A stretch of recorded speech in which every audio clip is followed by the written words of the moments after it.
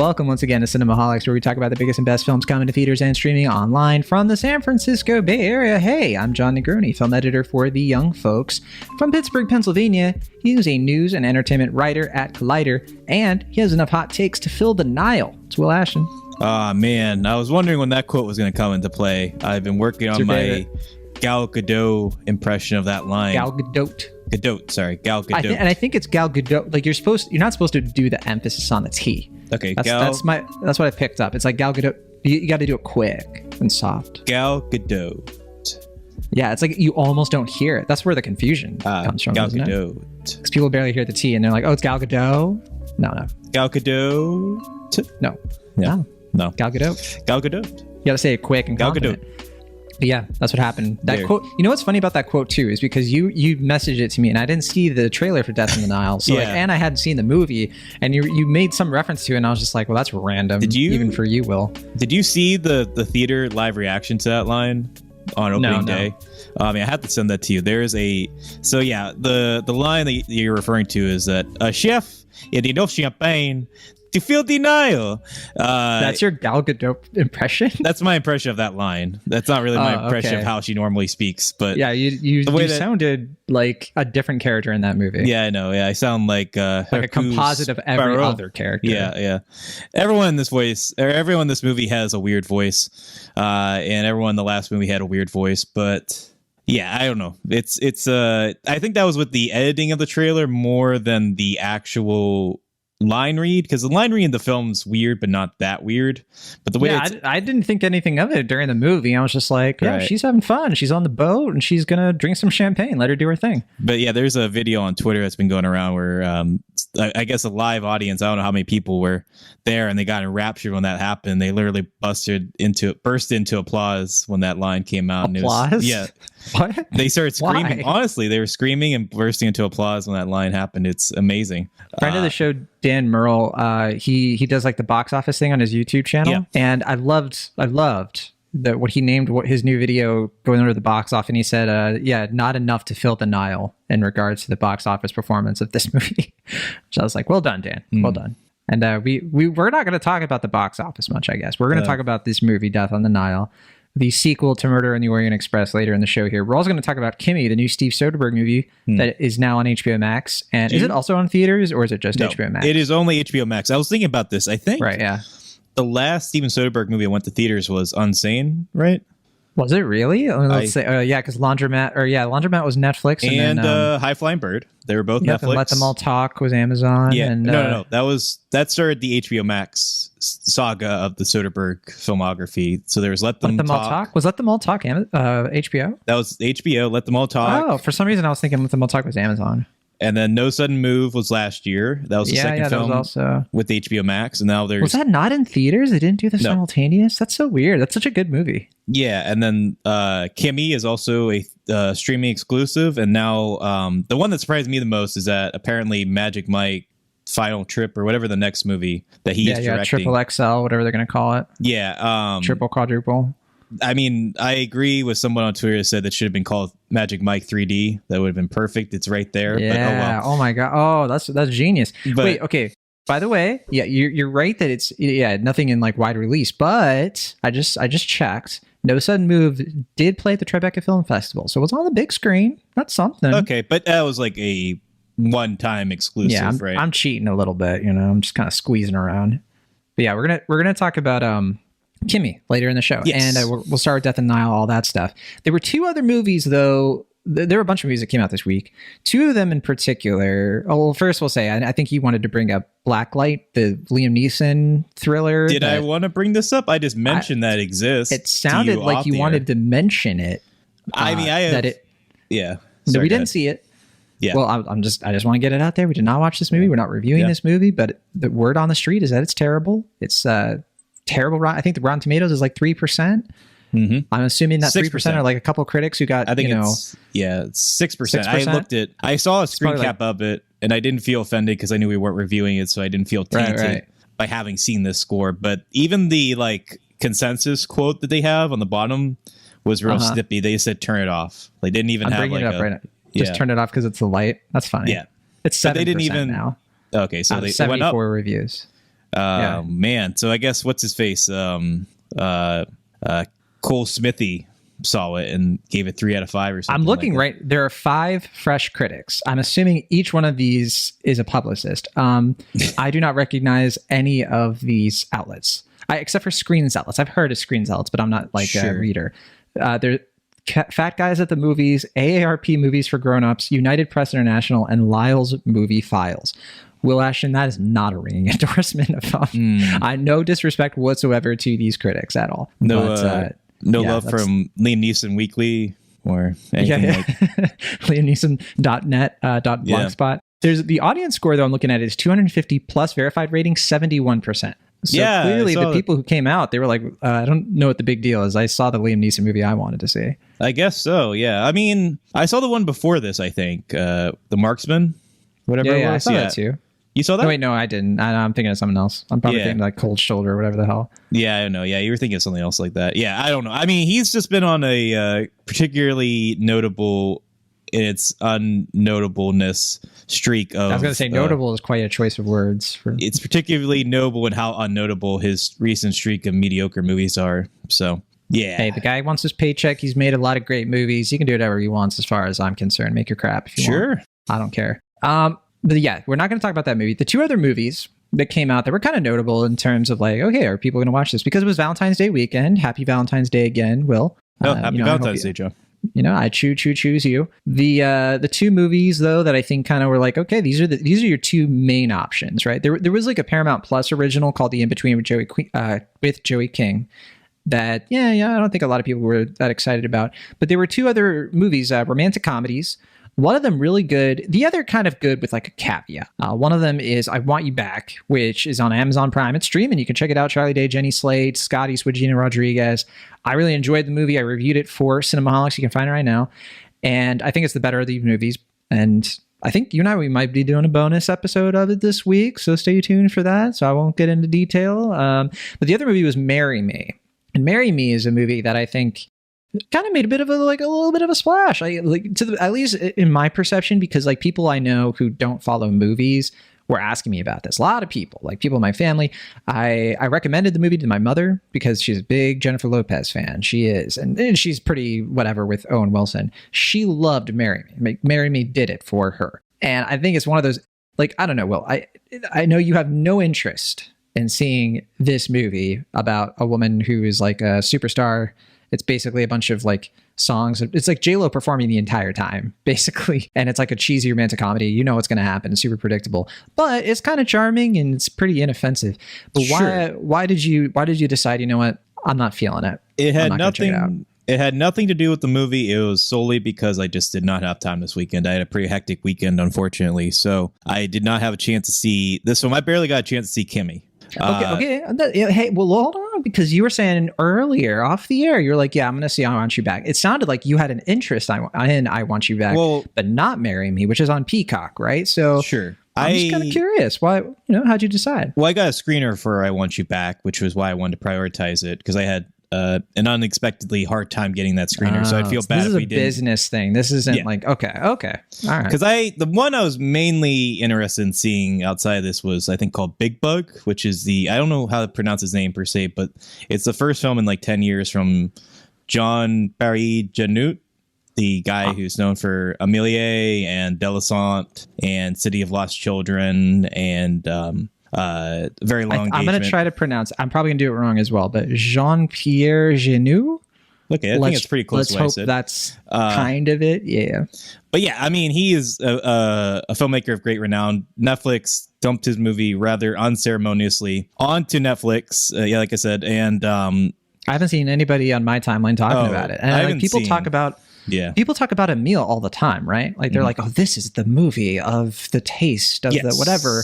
And with Big Bug is here, and people are just squashing it. Well, not only, I mean, I'm a big fan of his work, and that's why I was really interested. But I heard someone on Letterboxd describe it as, if you love The Cat in the Hat, this is the movie for you. Which I don't love The Cat in the Hat, but I had a podcast devoted to the Cat in the Hat for a season, so I instantly let my friend Chris Sheridan know that. But I that did pique my interest, I'll admit, more so than Marry Me. So I feel like if of the movies, like if you and I were going to do a drunk watch along, I mean, we would do Blacklight. But if Blacklight wasn't a possibility, I feel like this movie would be worth drinking to. Yeah, it's apparently a sex satire, so I don't really know much about it other than that. Even better. I don't know where the Cat in the Hat comparisons go from there, but yeah, I'm kind of scratching my head actually. But yeah, I don't know. I mean, the dude has obviously proven himself elsewhere, but I don't know. It seems like a fascinating film, but unfortunately, I didn't get a chance to see it. Agreed. Seems very fascinating. But yeah, so that's the stuff that we are not going to talk about. That's stuff that your other options if you're not interested in Death in the Nile. And based on the box office, I think that I could see why you're not interested, or I can understand why some people aren't. Although I'm looking at the box office right now, it's not that. I mean, I was gonna say, I was very curious. I was very curious about the box office for this one because I'm looking at the numbers for the first time, and I'm like, yeah, this is kind of, yeah. I mean, first it's not one did good. Yeah, I mean, the first one obviously did fine, right? Because it got a sequel. But I mean, I don't know if it's because of the Belfast boost or if it's just the stars involved, or at least a few of the stars involved, that drew interest to my screening. But I was expecting, when I saw it at like a 2 p.m. Friday showing, I thought it would be like me and like a couple in the back. Like I was expecting, to be but it dead. Wasn't. No, I mean, it was like, there were like, I think, I want to say about 10 people in that showing, at least like 10 or 12 people. I kind of kept my distance because a few of them were coughers, but I was the youngest in that audience by at least 3 generations, I think. So I don't think it's bringing the young and vibrant crowd per se, but it drew a crowd to my showing at least. So I was expecting the box office to be better than I initially anticipated. So I'm looking at it right now, and yeah, I think I did get kind of a weird, like a maybe distorted impression of what this movie was supposed to be successfully, because I'm looking and its opening weekend is pretty comparable to Murder on the Orient Express. Now, well, first off, let's set the stage here. Let's talk about Death on the Nile. Let's play a little clip from the trailer. Let's do it. Ladies and gentlemen, please welcome the newlyweds, Mr. and Mrs. Simon Doyle. You must meet Hercule Poirot. My congratulations, madame. Merci. He's only the greatest detective alive. I suspect you invited me for reasons other than the fun. You had something to hide. We have the Karnak all to ourselves, a chef and enough champagne to fill the Nile. Should have hidden it, shouldn't you? When you have money, no one is ever really your friend. It's too late to change events. It's time to face the consequence. Someone is dead.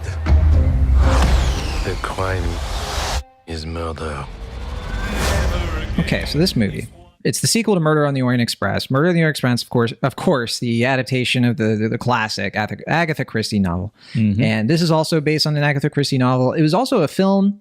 This is, I think, the third time we've gotten an adaptation, a screen adaptation of the Death in the Nile story. First time being, like I said, the 1978 film that had Maggie Smith, Bette Davis, Angela Lansbury, incredible cast. And there was also a TV series. I don't know, did you ever see Agatha Christie's Poirot? No, I did not.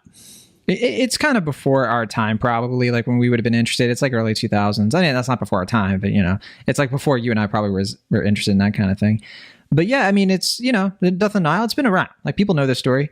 Now, as a sequel, though, it's kind of carrying over a lot of things. Kenneth Branagh's directing once again. He's also starring once again as Hercule Poirot. We have a new cast, different kind of location, but it's still kind of the same sort of like mid-sized budget studio, like blockbuster-esque kind of movie. I say mid-sized budget, but I guess in this case it's not, because Murder on the Orient Express was like $50 million, which is about mid-size. It's a little bit more than the usual mid-size, but it's around there. This movie, however, has a $90 million budget. That's a pretty big budget. I think we're starting to get into like they had big expectations for this, and I think that's why people are probably like, yeah, this is a box office failure because it's coming out in February, and Murder on the Orient Express came out in November. It was opening against Thor Ragnarok and Daddy's Home, and it still went on to do pretty well. It grossed somewhere around like $300 to $400 million against a $50 million budget. Big success, like you said. That's why I got the sequel.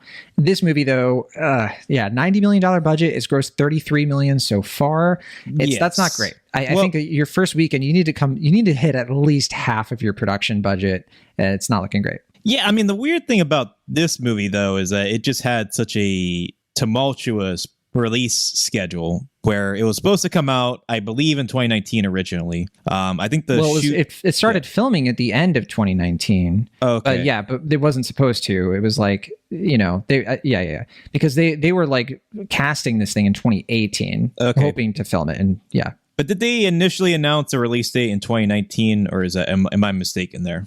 They might have. I actually don't know that. Okay, I just remember it got shifted to 2020 because they were just like, we'll finish shooting it, and everything will be good, normal in 2020, so we'll release it then. Obviously, because they finished it shooting it. We should say before the pandemic, months before the pandemic.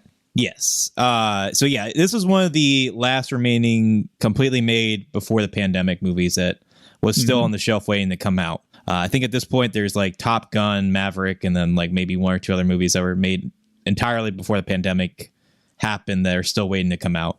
Yeah.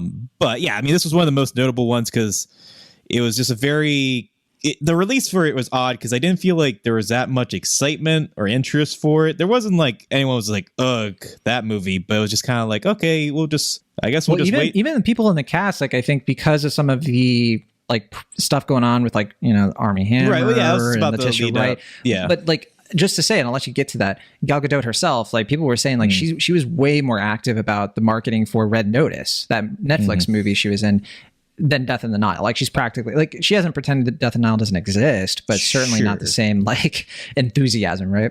Yeah, I guess. I mean, I didn't get the sense that anyone involved with this was like super passionate about it coming out or anything like that. I could be wrong. Maybe Kenneth Branagh was really chomping at the bit for it to come out, but it just seemed because he has Belfast in the wings, it's just like, yeah, everybody's just kind of moved on, right? It's just like, that thing we did in 2019, whatever. Yeah, I mean, that was a weird thing, right? Because like Kenneth Branagh had such a weird 2020 because like for his, it looked like it was going to be like, all right, this is the year my movie Artemis Fowl comes out. This is the year my movie Death of the Nile comes out. And this is the year my big splashy supporting role in Tenet comes out, the new Christopher Nolan movie. Sure enough, Artemis Fowl does come out, but it is dumped on Disney Plus. Tenet comes out. Everyone pretends that it doesn't exist, including the people involved, because it's that bad. Tenet does come out, but is a source of controversy for its release. And then Death of the Nile just, seemed like it was getting delayed forever because it got pushed to 2021. Because it's like, well, I guess there's something with the contract where it had to be released in theaters. I'm not quite sure why Disney was so adamant about not putting this on. Yeah, I mean, it's the same thing we experienced with Artemis Fowl. Right. And with New Mutants, these movies that are kind of carryovers from 20th Century Fox before the Fox deal kind of finalized. I don't think Artemis Fowl was a carryover from the 20th Century Fox deal. Oh, yeah, maybe I'm thinking of something else. I think that's why they put it on Disney Plus, because they were able to put it on Disney Plus. I guess I'm just conflating it with New Mutants for some reason. Right, yeah, because I think the Fox movies have to, like, it's had to be something in their contract where they had to be released in theaters, because it seems like they're just kind of biding their time with this one. And like you said, in the time it took this movie to be released, like the movie Belfast was written, it was shot, it was released, and it was nominated for Best Picture.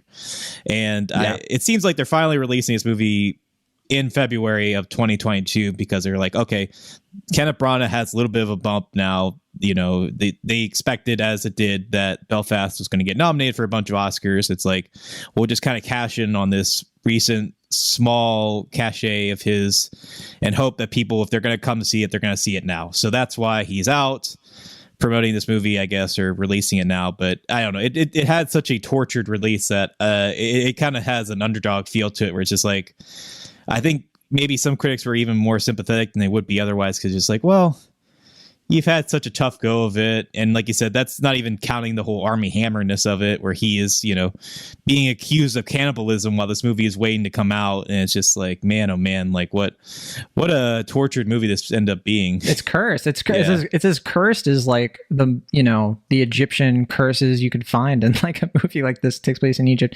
like a mummy or something. It really is something funny. It's like it just everywhere you look, a booby trap of some sort. Yeah. And it's funny too, because we say all this, right? And yet the movie grossed more than Belfast did in a few days than Belfast did over the course of like a couple of months. Right. So like there's a lot at stake with this movie. I feel like I did see a lot of marketing for it. Like I saw billboards. I saw, I didn't see the trailer, but I know people who saw like, oh yeah, the trailer was always playing. Like every time I went to the movies, like clearly they did put money into this because they expected some kind of return, but it just feels like there's no creative interest really from the people involved of like, yeah, this is a movie that I really want to attach my name to. This cast is pretty prolific, we should say too, right? Because we mentioned a bunch of them, but we also have Tom Bateman. We also have Annette Bening. We have Russell Brand, Ali Fazal, Dawn French, Rose Leslie, Emma Mackey, Sophie Okonedo, Jennifer Sanders, Susanna Fielding. And I want to mention something about Emma Mackey here. She's one of the leads in Sex Education, that Netflix show that I maintain one of the best teen shows, teen drama comedies of all time. It's fantastic. And she's one of the reasons why. And I'm watching her in this movie, and this is the first thing of criticism, I guess I'm going to say. Ooh. But not criticism in a bad way. Okay. Criticism of like, let's talk about the movie. Sure. She is incredible in this movie compared to some of the other people in this. Sophie Okonedo, and Tom Bateman, I think, are the best in this movie. And watching Emma Mackey in this, I'm like, she is a movie star. Seeing her make this transition to the big screen, and I want more Emma Mackey content is my stamp, because she is like truly good in a movie that's not that great. We got to say the setup, but did you have something to say before we say what the synopsis is? Well, I was going to say, because it's Emmy Mackey, you say, right? Not Emma McKay? It could be McKay. I say Mackey, but McKay, something like that. Yeah, I didn't know. I wasn't too familiar with her, but I remember taking notice of her and looking up and realized she was in Sex Education, because I just remember being like, she's the one that seems to be most in tune with what this movie should be and having the right energy and giving a good performance in that vein. And I was kind of hoping the rest of the movie would be at her level, and it's often not. But I felt like when she was on screen, the movie was kind of, I was with it with her, because she seemed to be. It was scintillating when she was around. Yeah, I maintain her, Okonedo, and Bateman. Sure, yeah, I can get behind that. So, what is this movie about? All right, well, there's a death on the Nile. Who would have thought? It is another murder mystery, and we have Hercule Poirot, played by Kenneth Branagh, who he's like on vacation, sort of, in Egypt, and he's a bit of a wedding crasher in this. Although the wedding has already happened, the movie kind of begins with these characters, Emma Mackey's character and Armie Hammer's character. They're in love, they're engaged, and they don't care who knows it. And however, something kind of goes down where the Armie Hammer character falls in love with the Gal Gadot character, who is a friend of the Emma Mackey character. I obviously don't know people's names. And they get married 6 weeks later. And at this point, Emma Mackey's character, her name is Jackie, or Jack. She is kind of like, well, I'm going to stalk these two and make them feel unsafe. And so they're trying to get away from her. They're honeymooning in Egypt on the Nile. They get on this boat with a lot of like their different friends. So Tom Bateman plays Book, who is a friend of not just the Gal Gadot character Lynette, but also a friend of Poirot. So that's how Poirot kind of gets connected into this world, this like social circle, is through Book. His mother in this movie is played by Annette Bening, and she's like an amazing painter. And then everybody else, like Russell Brand, is like a doctor who was once engaged to Lynette. Again, that's a Gal Gadot character. Ali Fazal plays Lynette's cousin and lawyer. And Letitia Wright is like a childhood friend of hers named Rosalie. Sophie Okonedo is a jazz singer who happens to be Rosalie's aunt. So like everybody kind of has like a connection. And this is essentially an Agatha Christie mystery where something happens, somebody dies, and everybody kind of has their own sort of reason for why they might have done it. And it's, of course, Hercule Poirot's job to get to the bottom of it, sort of accuse and interrogate people and do all of that fun stuff. Here's the problem with the movie for me, and it's the same problem I had with Murder on the Orient Express. However, this movie I think is better than Murder on the Orient Express because I think it has better performances overall. And like, as we've already mentioned, Murder on the Orient Express, I remember almost nothing about that movie. Part of the reason is because the first time I watched it, I had to watch it twice because the first time I fell asleep because I was painfully bored by it. But I did watch it again because we had to review it. And I think that this movie actually does have characters, like we've already mentioned, who are kind of on a level where I'm like, this is interesting. But I think with the same problem with Murder on the Orient Express, it's the same problem with this.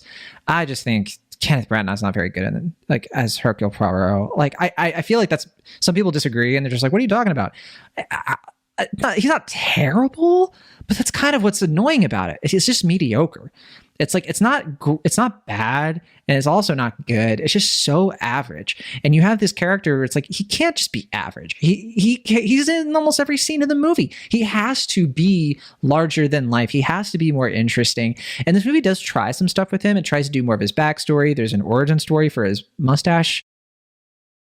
Good God, I don't know why. And in theory, it should be interesting, but there's just something sleepy about this performance. And I just did not buy it. I didn't care about him. And it's just very, again, yeah, sleepy is the word. I still felt kind of drowsy during this movie. But what did you think?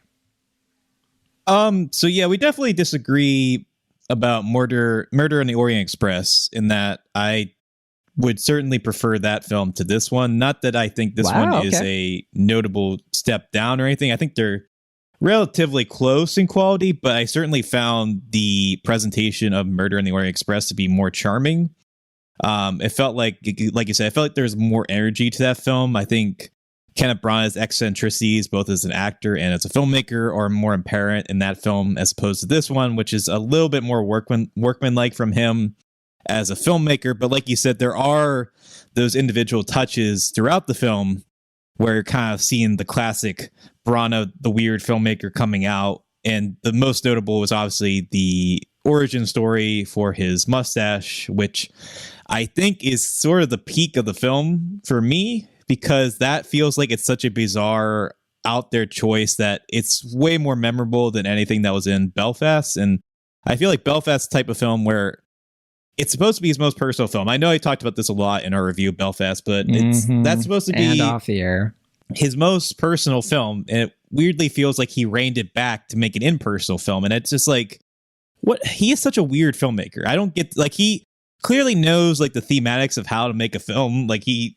has like this classical training with the Shakespearean background where he knows what it takes to make a film, but he makes so many outlandish and odd visual and thematic choices that I don't know if I admire it or if it annoys me or what, but I feel like most of his films tend to work almost in spite of themselves. Maybe it's the cast, maybe he just has enough going for him as a filmmaker that it works even in spite of itself. But obviously there are examples where it doesn't, Artemis Fowl being the most notable and most infamous, I think, in that respect. But with this film, yeah, I just felt like it was a lot of setup for not a lot of payoff in the long run. I feel like the Murder on the Orient Express, it's a little bit better about going. Maybe it's the actual train itself. You know, like it kind of keeps the course. It follows the Agatha Christie model well enough. And I disagree with you about Kenneth Branagh's performance in that film. I feel like it is pretty goofy in a way that I admire. Like I think a lot about how he's like giggling reading Charles Dickens like a little schoolgirl and stuff like that. Like those choices to me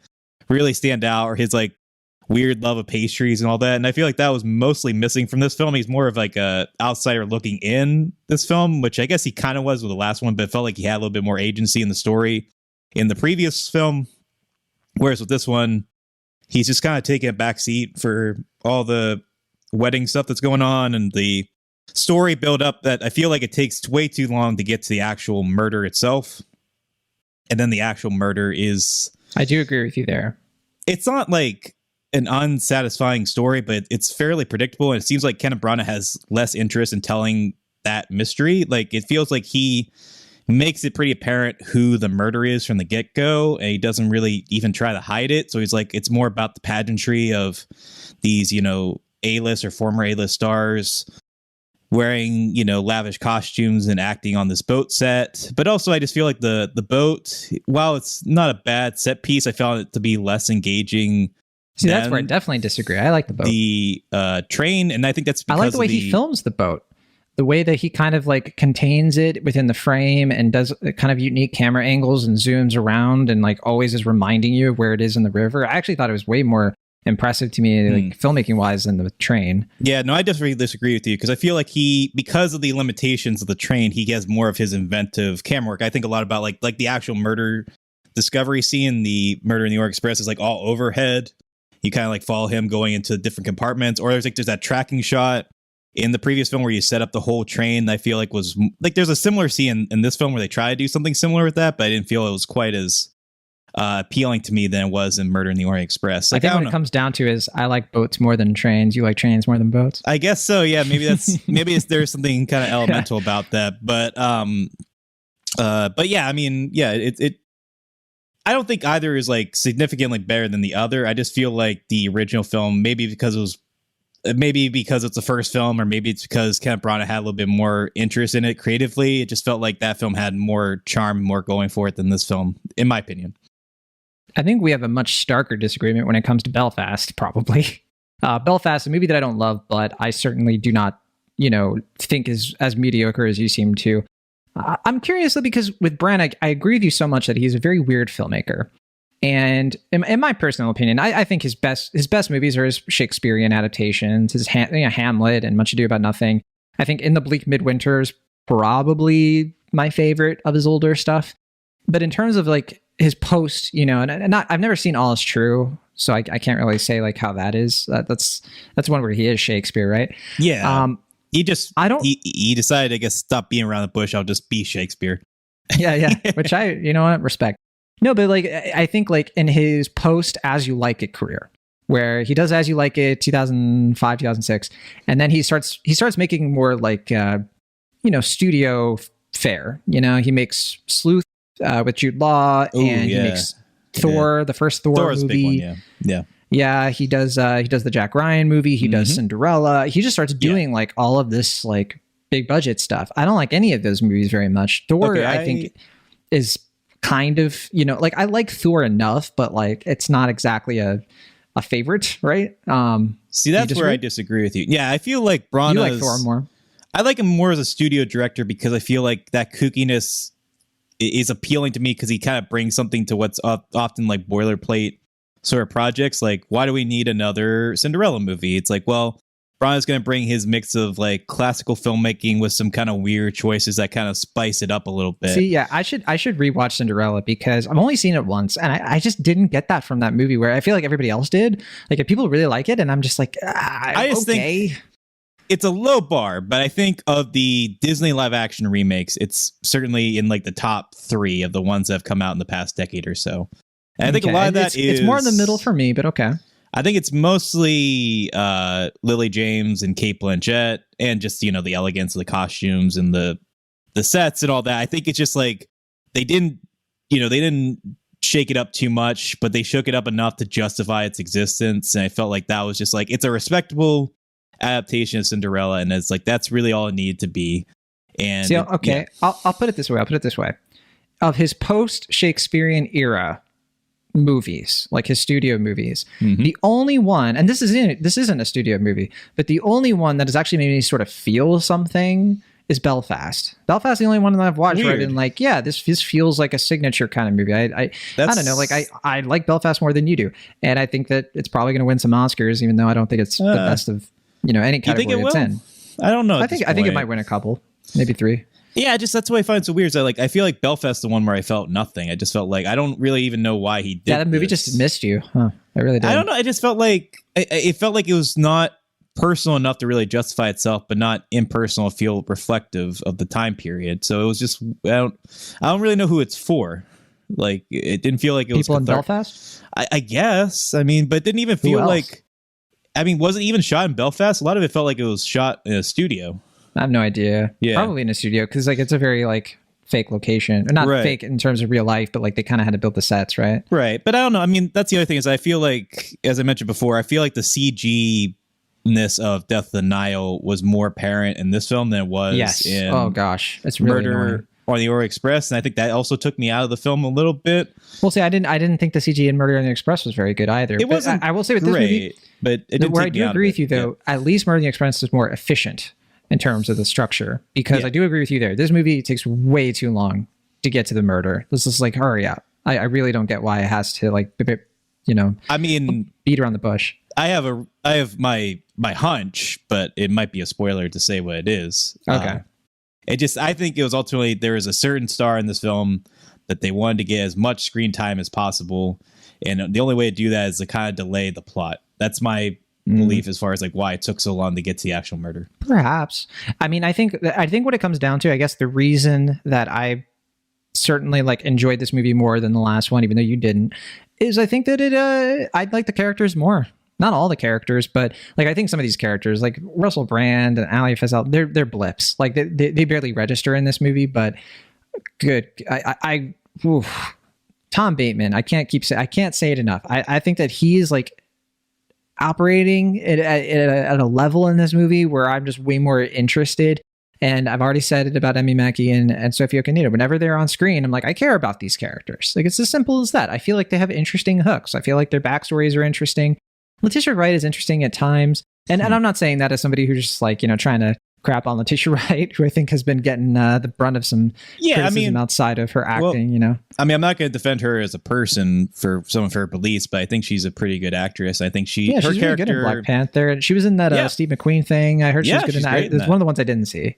Okay, yeah, she's great in both those films, but this one I think she's pretty good, and I think her character is certainly more interesting than the other ones. I guess where we disagree is that not bad. I didn't really find the characters in this film that interesting. I don't know. I feel like they were more interesting in the previous film. Like there was a little bit more. There was more at stake as far as like the characters being, a little bit more varied and all that. I think obviously like there's the conversations of race in this film that I think are more interesting as far as like the cultural dynamics and kind of the opinions of the crew that's like addressed in the previous film, but in a kind of surface level way. And this one, they tackle a little bit more head on. But other than that, I don't think the dynamics in this film are more interesting than the previous one. I guess for me, the character in this movie that I think is the least interesting is the Rose Leslie character. She plays like a maid. And that when I think of the characters from Murder on the Orient Express, they all kind of feel like that to me, like the Rose Leslie character, just like barely interesting to me. And I mean, I'm trying to think right now. I remember, Josh Gad was in that. Daisy Ridley, Willem Dafoe, Michelle Pfeiffer. I really just did not. Yeah, I don't know. I just didn't have that experience with that film. Yeah, I don't know. Like, Penelope Cruz. I don't know. I feel like Tom Bateman, people forget he's in the first one. I did. Yeah, because the character was introduced in the first film. I feel like you were more taken with Tom Bateman's performance in this film than I was, but I didn't think he was bad or anything. I did like Jennifer Sanders. She was kind of fun. Yeah, I mean, I feel like she didn't make much of an impression. Like, I felt like I kept waiting for her to have like a big scene, and I didn't think that would have been she nice. Did. But, I do think we do agree for sure that the mystery itself is pretty predictable. Most people are going to get it, and even if you don't, it's going to happen, and you're going to be kind of like, oh, is that all? Okay, sure. Right. It's not, which it's not an Agatha Christie, but that's the thing. How do you do that with Agatha Christie? Like, it's a formula that she kind of not created, but really popularized. It's hard to kind of get around that. Well, that's why I'm wondering is that like I feel like Kenneth Branagh was more interested in telling that mystery in the first film, and this one he's like, okay, like the mystery isn't that interesting, but I like the setting, I kind of like the characters, and I like playing Hercule Poirot, so I'm going to kind of focus on that a little bit more this time, and the murder itself is sort of secondary in the long run, which is weird for a murder mystery such as this one. But it just seemed like his interest lied in the other aspects of the film besides the mystery, which is not a bad thing per se, but just makes for a very weird murder mystery film. Especially one that's called Death on the Nile. But all right. I think we've made it pretty clear where we stand on this movie. I don't think it's going to make a big splash. Do you think they're going to make another one? Probably not, but especially with all like the Fox merger problems. But I don't know. It's not impossible. I mean, it does bum me out a little bit because I do like the old-fashioned aesthetic of this thing. Yes, just that's sort probably, of like the time period of it, having a movie set, in a fantastical, not fantastical, it's not even fantastical, but like, I don't know, just that sort of old Hollywood feel. Yes. That we don't get as a lot of. And I mean, kind of sad about that. We never even mentioned that it's shot on 65 millimeter film. Both films are shot on 65 can't really tell though. You can't tell in this one? No, it's so digital. It's so like they do so much of post work on it. It's like, that's what I felt about Belfast, is that I felt like they did too much digital work on that, because I didn't realize until afterwards they shot that. At least Belfast, though, it does have moments where it's not as apparent, but this one I don't think hardly any.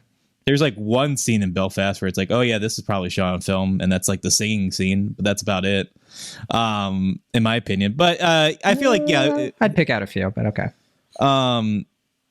I think it's more the presentation was a little bit more lavish and a little bit more apparent in the previous film, which is also another reason why I think Murder in the Orient Express is a little bit better overall. But like I said, I feel like it's sort of splitting hairs. Like I think for me, it's like if Murder in the Orient Express is up here, then Death on the Nile is just like right around here. We're kind of arguing on the margins here. Right, exactly. It's like I think they're two kind of middle of the road or middle of the track or middle of the river movies that you know, they're not awful. They kind of serve their point, but you kind of wish they're better given the talents involved with both films. But that's kind of what you expect from modern day Kenneth Branagh, I think. So, you know, you kind of get what you expect here. Let's play the Rotten Tomatoes game, America's favorite game show. Sure. Obviously. Oh, just before I forget, the one last thing I wanted to say about Death on the Nile, I like that it's actually kind of sexy in a way that, like, there's like, you know what I mean? Like, there's like that opening dance number where it was kind of like, and whoa, like dirty dancing over here. And there's that scene where it's like the very obvious pyramids set where it's like Armie Hammer and like Gal Gadot, where it's like they're kind of getting a little frisky in a way that, like, you know, Disney movies nowadays, they don't even get close to doing something like that. It just was like, it was just more than anything, it was just kind of surprising. It was just like, oh, okay, like it's just weird to see a movie where it's like two or three adult characters are just like, yeah, we just have sex a lot and we like doing it. And it's like, all right, stuff.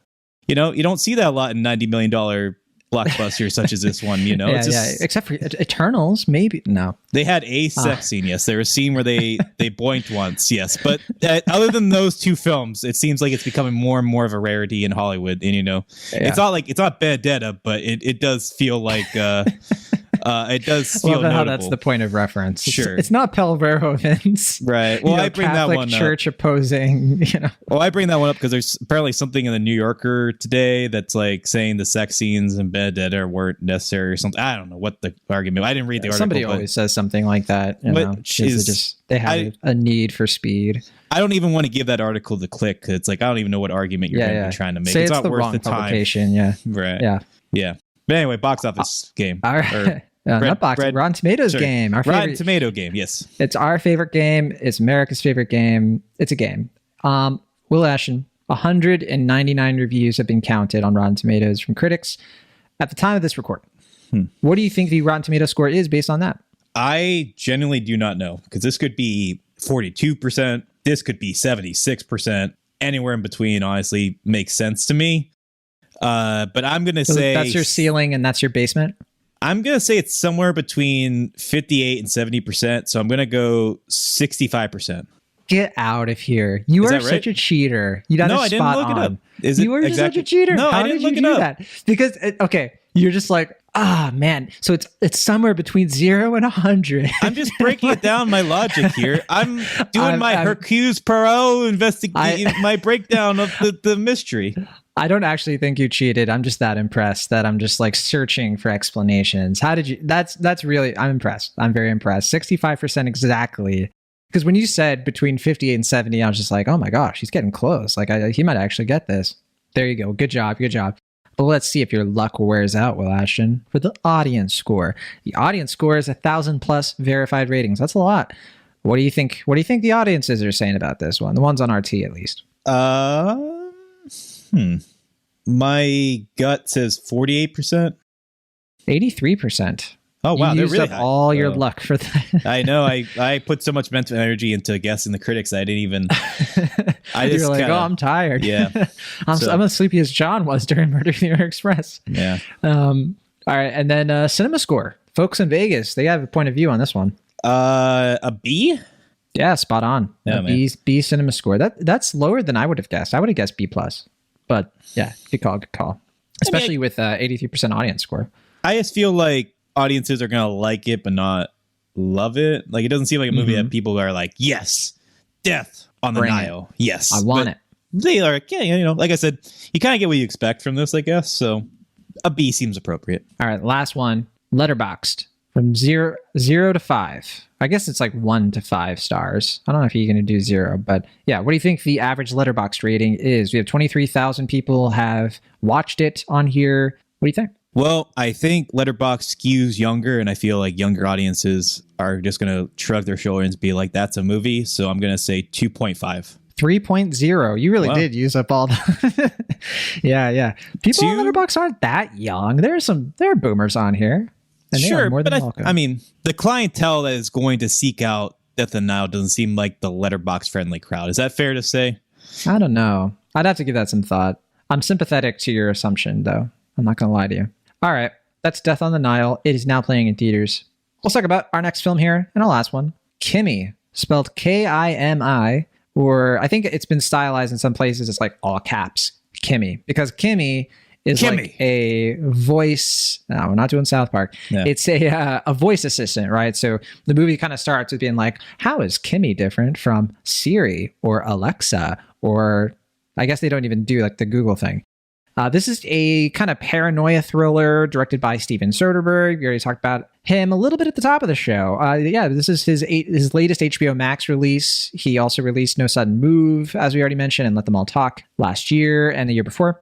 This was written and produced by David Cope. Film stars Zoe Kravitz and Rita Wilson and a few other kind of familiar faces. I think that that one guy, was he the guy from Home Alone? Was he? Which guy? He's the neighbor who's kind of like watching her from afar. Oh, that guy. I was trying to remember where he's from, but I could not pierce it together. I thought he was Buzz in the Home Alone. That makes sense. That would add up. Also, Andy Daly is in this movie. Of course, yes, Andy Daly. Yeah, Derek Delgadio. We talked about his. His special last year. Was it a special? Was it really sort of an experience? You're right. But this is his first narrative film, I think, as an actor that I'm aware of. I don't think I've ever seen him in anything else. His IMDb, I think, has only 2 acting credits, and this is one of them. The other one is an episode of Vegas. Oh, never seen it. So I don't know. I mean, Soderbergh traditionally is someone who likes to cast non-actors or people who aren't traditional actors. And I feel like maybe this is just me, and I really liked his Hulu movie, but I felt like his performance left something to be desired. But it's such a supporting performance that it didn't really matter. I thought he was okay. I didn't think his performance felt natural to me, but it wasn't like it took me out of the movie or anything. It just felt like... I kind of disagree, because he opens the movie, right? He's on like a Zoom call, and he's kind of doing like a CEO speech, and it's so pained. And there was something about it where I was like, ooh, he's getting it. Like, I don't know. I actually felt, and that's one of the more important scenes of the movie, because it sets the tone for a lot of the movies, but like world building. So yeah, I kind of disagree with you.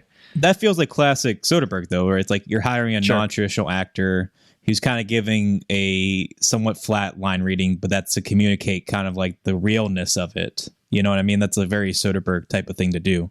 I guess so. Okay, so the movie it takes place during kind of like, it's a post-pandemic movie. How many post-pandemic movies have we gotten, right? So this movie is kind of assuming, what if the vaccines have fixed everything? I think that's probably when he filmed this. I don't know. I mean, yeah, it seems like a very like June 2021 type movie where the pandemic is still happening, but people are acting like the COVID's kind of on its way out. I see it here. They were filming it in April 2021. So like this was, when the vaccines were coming out, and, originally those vaccines, they were so effective against the original strain of COVID that it's, people were like, this is it. Like, we're not going to have to worry. This is way before Delta and all that. And so, do you know how I could tell it was that time period? Because everyone was wearing cloth masks. Yeah. Well, come on. I mean, the whole like anti-cloth mask thing wasn't until like much more recently, right? I know, that's what I mean, but it just feels like it makes it feel more centric to that time, because like everyone's just wearing cloth. And I mean, I liked the cloth masks until the CDC told me I wasn't allowed to wear them, but it just felt like, oh yes. Not saying you're not allowed to wear it. It's better to wear it than nothing. But of course, certainly, surgical masks and N95s are superior. Which I feel like a lot of us knew. Sure. It just made me nostalgic for that time when you were allowed to wear a cloth mask and you were doing your due diligence. And it's like, and also because COVID wasn't as like before Omicron, right? It wasn't as transmissible. So like cloth mask was basically okay. Like it really did a lot of protection. Yeah. But nowadays it's it doesn't do as much. But anyway, all that to say, this movie's kind of tackling like the trauma after the pandemic.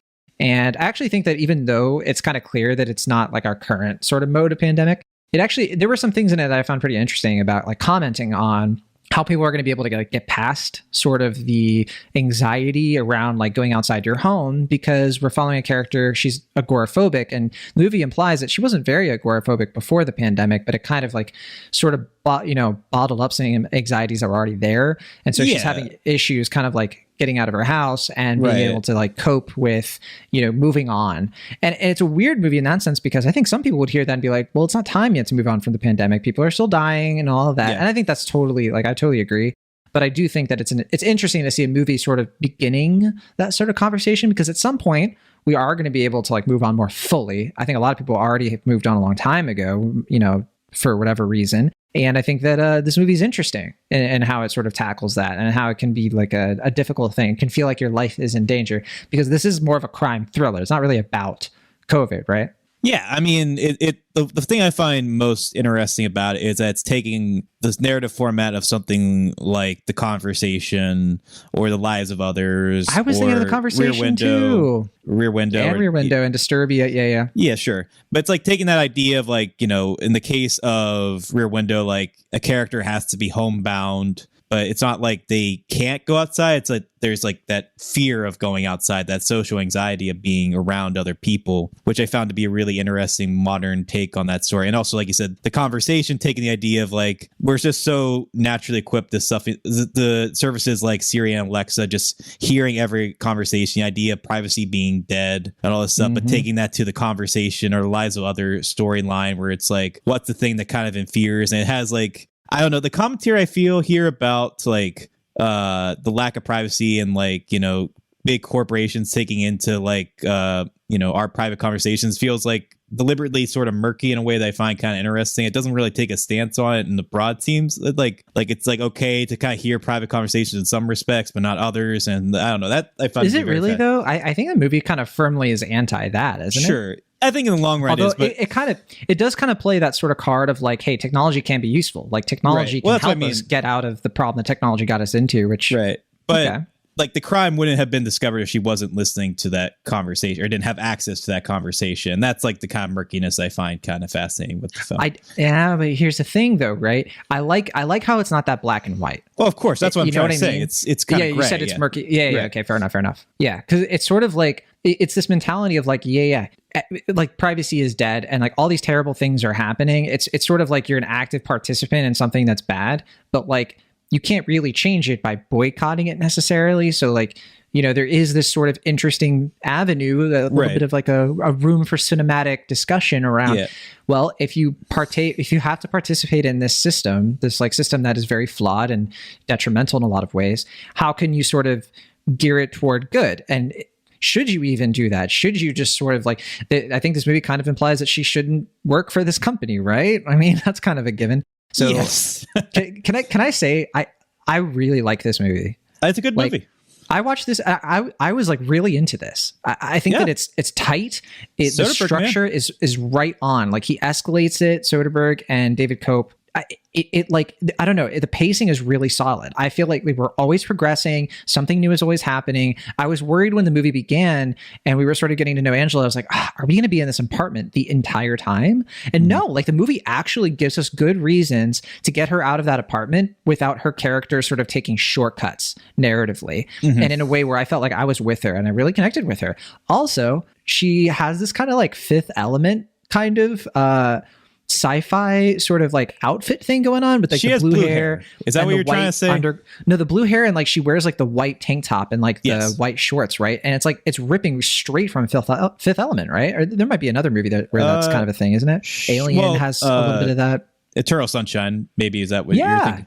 Yeah, there are a few movies that kind of like dig into that. And I don't know, there was stuff like that where I was like, this is unique. Like this is kind of taking well-worn material, as we've mentioned, and kind of twisting into something kind of, I don't know, kind of satisfying to watch this movie. Even if all the political stuff, you're kind of like, Yeah, I mean, I don't know. I guess if I had one big complaint, I kind of wish it dive more into the politics of it. But at the same time, I kind of like you said, how nifty and how efficient it is as a streaming exclusive. Like you said, Soderbergh is such, he has nailed filmmaking down to like a science at this point. He has sort of a weird left brain mentality to filmmaking where he's obviously the editor and the cinematographer of his films in addition to directing them. And I think he gets a script like this one and he's like, I know what I want to do with this and I'm going to do this and I'm going to take, this much concentrated effort to focus on this stuff and do this stuff, but there is room for experimentation. Like, for instance, like there are a lot of scenes here where it's purely auditory and he has to find cinematic ways to explore that. And it's kind of like, what do you call it? Where you like kind of like put the frame over the frame. What do you call that? Like, where you lapse the frame. Yeah, there is a term for it that's escaping me. And he like,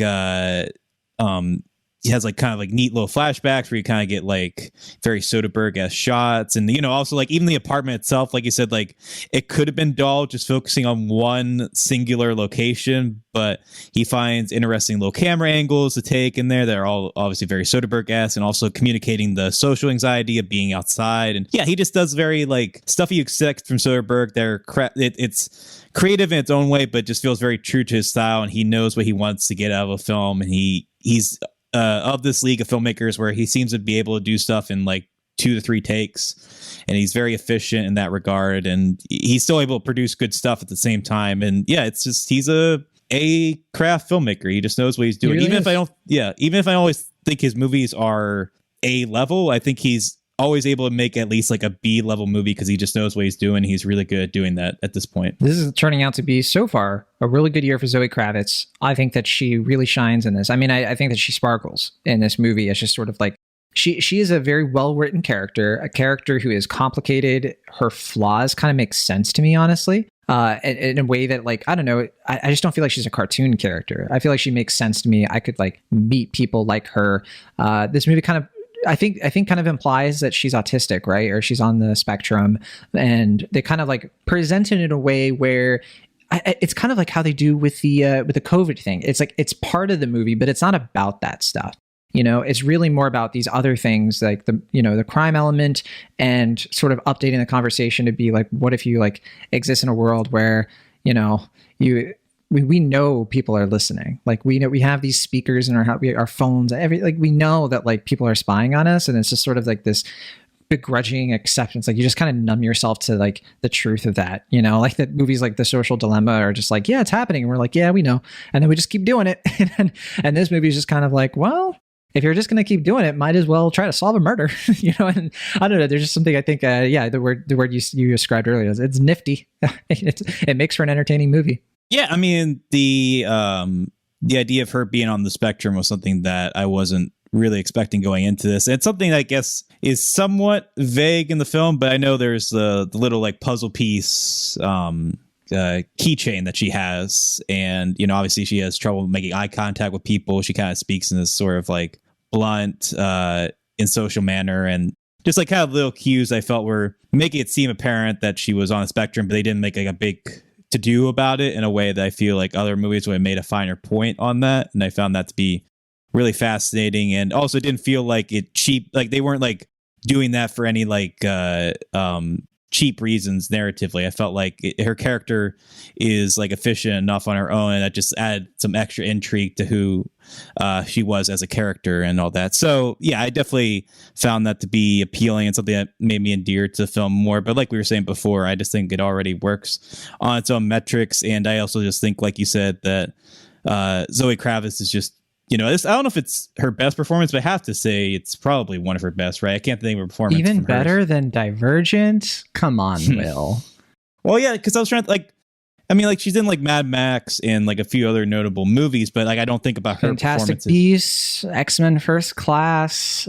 She's good. She has a little bit of a role. Like she's okay in like Big Little Lies. Oh yeah. Big Little Lies is probably one of her best performances before this one. But I was just trying to think like, all these other movies you're mentioning, she's in an ensemble, and this is such a good. I mean, like, Gemini, she was kind of okay. I didn't see Gemini. She had a bigger role in that, right? I didn't see that one, so didn't we talk about it on the show? It's 2017. The one you might have talked about. I just wasn't part of that conversation because I didn't see it. She's in that with Lola Kirk. Okay, yeah. I mean, I didn't see that film, but I mean, I know she was like in Rough Night, which you know everyone has forgotten and all that. But yeah, no, this is a good showcase for her. I mean, just, you know, she's gonna be Catwoman. We're gonna see her in like a month in the new Batman. That is true. You sound so excited. No, I'm excited. I just feel like I'm not like pumped for it. I'm just like, it's gonna probably be a good movie. Like I'm not like, yes, let's another Batman gritty, dark mystery movie, or he's gonna have time. noir elements. Like who? Finally, we find a movie that understands that Batman's the world's greatest detective. Who would have No thought? other movie has ever even considered Batman as a detective. I think it's going to be good. I'm hoping it's good. But yeah, I haven't seen the film. This movie's good. Yes, this one's good. Yeah, I like it. But yeah, I mean, I think it's like we've been saying before, just a well-crafted, genre-enthused movie that, you know, comes from a filmmaker who just, if he's not at the top of his game, just certainly knows what he's doing and is really just continuing to make consistently really solid films after really solid film. And I am also glad that he seems to be out of his cell phone phase.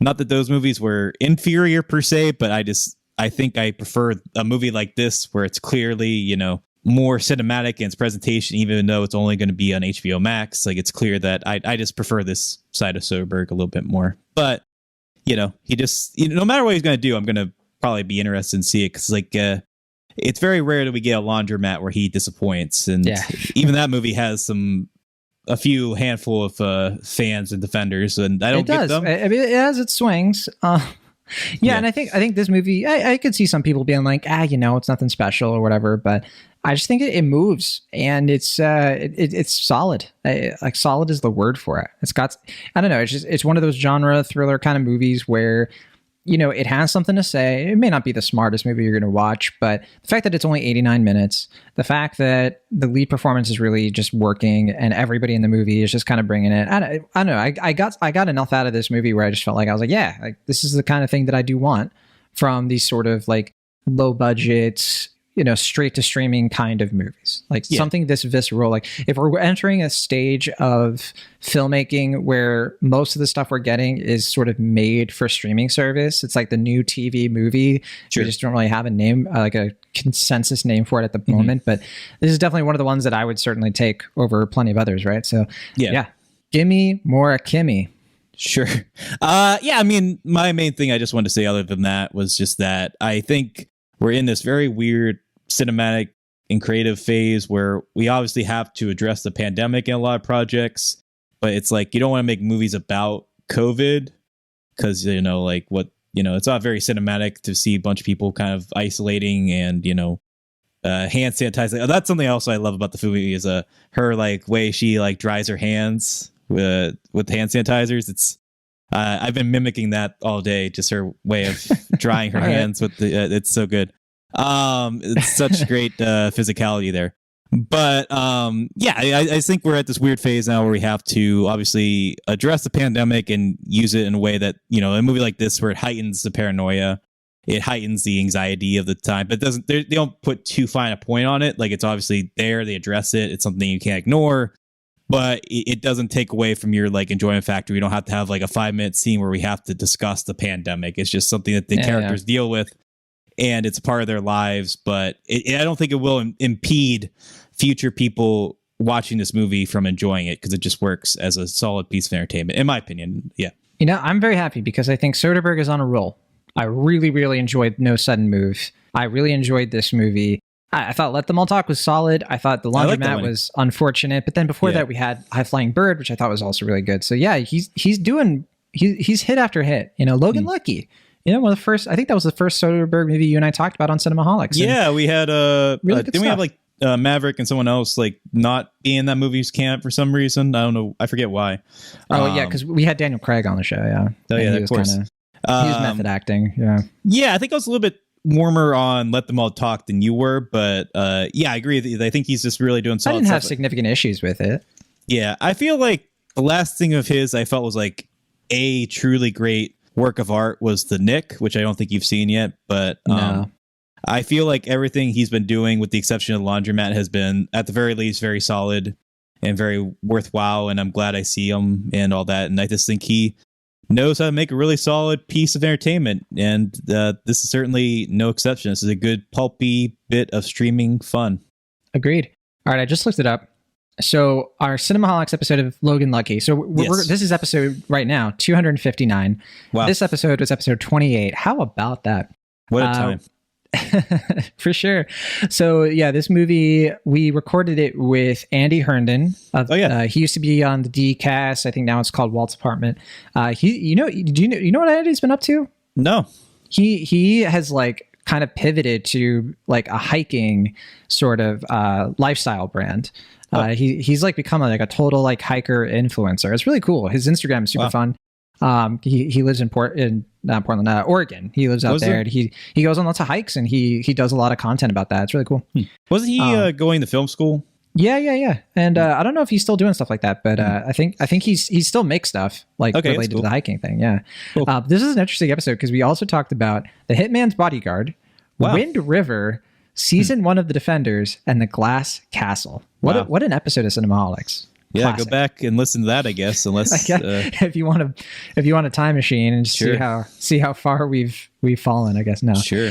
Are we playing the Rotten Tomatoes game? Is it time? Yeah. I mean, there's going to be no cinema score for this one, right? No, I don't think they do them for the streamings. Maybe someday. But we can do Letterboxd and all that fun stuff. But okay, well, we have 58 reviews counted for Kimi. What do you think the Rotten Tomatoes score is? 84%. 90%. So 6 off. 90%. That's pretty high, even for 58 reviews. I wasn't expecting that. I would have guessed around where you did, probably around 80. Audience score, 100 plus ratings. What do you think? 72%. 72%. Ooh. Oh boy. Way off. 52%. Off by 20. I didn't expect it to be that low. I think people are watching it, and maybe some of the, like, because there's Me Too stuff in it, because of the COVID stuff, people are probably just like, why does she have blue hair? What the heck? SJW. Why don't they have a scene where they talk about why she has blue hair? What's up with that? I'm looking at the Rotten reviews on Rotten Tomatoes, and Matt Donato, friend of the show, certainly recognized him on here. He wasn't didn't like it. 2.5 out of 5. Yeah, I was gonna say. And love Matt Donato, so his take is fun. Yeah.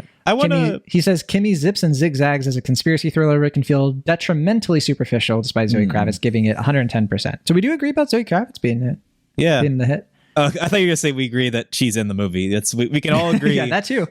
Zoe Kravitz is the star of Kimi. We're all united on that. Yes, I think we should have Matt Donato back on the show at some point. He'd be a good guest again. It's been too long. Yeah. If you're we're fans of Donato and Certified for God and Matt Monagle and those folks. Never had Matt Monagle on the show, though. That'd be fun. Bring him on. Why not?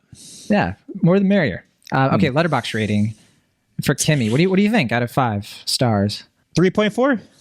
Very close. 3.3. That's 22,000 people have watched it. So I think this is one of those movies that's going to find its audience over time. I think people are going to be like, oh, I kind of heard of this. It's on HBO Max. We're going to watch it and maybe be surprised that it's as good as it is. Maybe not expecting like an amazing film, but Yeah. I'm very, very curious to see how this movie ages, just as far as like the COVID-ness of it. I don't know if that's going to impede people, like I said, from seeing it, but I just think it works on its own. Yeah, it could. Oh yeah. I think that's the ticket. It's not locked down. It's not even like Pink Cloud, which wasn't even trying to. Right. It really is. Yeah. No, I was thinking a lot about Lockdown because that's literally like a year ago, right? That was also an HBO Max exclusive, also star-studded, also had like cameos from people zooming into the movie, literally phoning it in. But in this movie, it's certainly and see that's the thing, Will, right? Movies were made during the Great Depression. Movies were made during World War II, and they address World War II. They address these big moments, right? And I think what comes down to them aging is a movie like Casablanca, which is about more than World War II. Right.